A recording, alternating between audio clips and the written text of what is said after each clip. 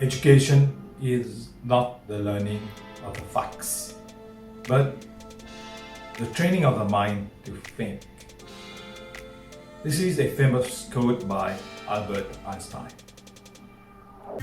Hi friends, I am Kamlesh, a corporate and soft skill trainer, and today I will be talking to you about critical thinking.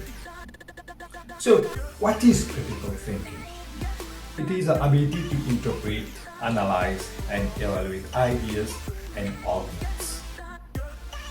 Critical thinking is now widely used as a basic competency akin to reading and writing, which needs to be taught. People have been thinking about critical thinking and researching how to teach it over 2000 years ago. But John Dewey, the American philosopher, psychologist, and educator, is widely regarded as the father of the modern critical thinking tradition. He called it reflective thinking and defined it as active, persistent, and careful consideration of a belief or supposed form of knowledge in the light of the grounds which support it, and the further conclusions to which it tends. Now let us spend unpacking this definition. By defining critical thinking as an active process, Dewey is contrasting it with a kind of what you might reasonably call a passive process. For Dewey and for everyone who has worked in this tradition subsequently, critical thinking is essentially an active process. It's not a passive process, but an active one. One in which you think things through for yourself, raise questions yourself, find relevant information yourself, and so on.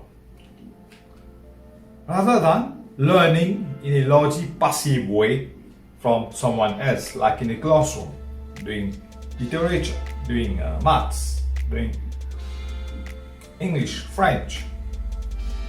There are some basic skills you need to master critical thinking. And they are: 1. To recognize problems. 2. To find workable means for meeting these problems. 3.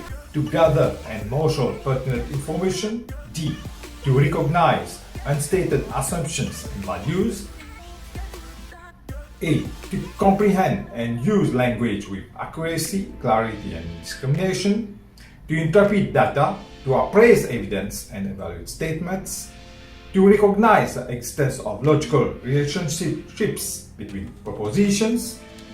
To draw warranted conclusions and generalizations.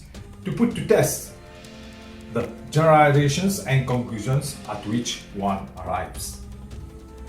To reconstruct one's patterns of beliefs on the basis of wider experience. To render accurate judgments about specific things and qualities in everyday life. These are some basic skills that you need if you want to master critical thinking. We often encounter situations in which someone is trying to persuade us of a point of view. I'm sure it has happened to you, and I'm sure it has happened to everyone. This person tries to show us his point of view by presenting us with reasons for accepting it. This is often called arguing a case or presenting an argument. Sometimes it is easy to see what reasoning is being presented, but sometimes it is not always easy. Similarly, when we are presenting a case ourselves, sometimes it is easy for others to grasp what we are saying, and sometimes it isn't. There are two basic elements that we need that is important when arguing and presenting our case. One, it is how to identify what reasoning is being presented when someone is arguing a case, and two, how to present reasoning clearly ourselves. I hope, my friends, that this brief introduction of critical thinking has been helpful to you. In my next video, I will go in more detail in 1 and 2, which is how to identify what reasoning is being presented and how to present reasoning clearly ourselves.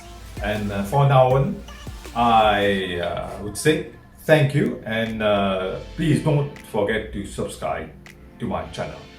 Thank you.